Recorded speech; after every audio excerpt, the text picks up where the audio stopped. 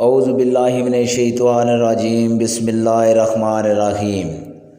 رسول اللہ صلی اللہ علیہ وآلہ وسلم جب مدینہ تشریف لائے تو پہلے اپنی ننہال میں اترے جو انحصار تھے، اور وہاں آپ نے 16 یا 17 ماہ بیت المقدس کی طرف منہ کر کے نماز پڑھی، اور آپ کی خواہش تھی کہ آپ کا قبلہ بیت اللہ کی طرف ہو۔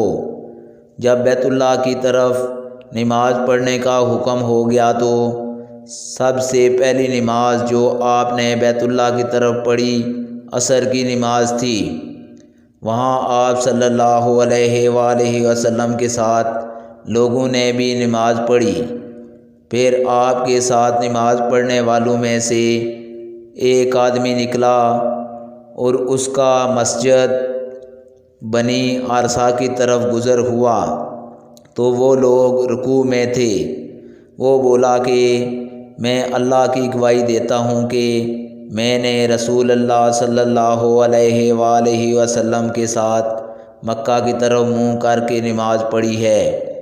یہ سن کر وہ لوگ اسی حالت میں بیت اللہ کی طرف گھوم گئے، اور جب رسول اللہ صلی اللہ علیہ وآلہ وسلم بیت المقدس کی طرف منہ کر کے نماز پڑھا کرتے تھے، یہود اور عیسائی خوش ہوتے تھے، مگر جب آپ صلی اللہ علیہ وآلہ وسلم نے بیت اللہ کی طرف منہ پھیرا تو انہیں یہ امر ناگوار ہوا۔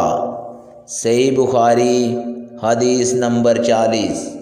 آج کی ویڈیو دوستو اتنی، اگلی ویڈیو میں آپ لوگوں سے ملاقات ہوگی، تب تک کے لیے اجازت دیجیے، اللہ حافظ۔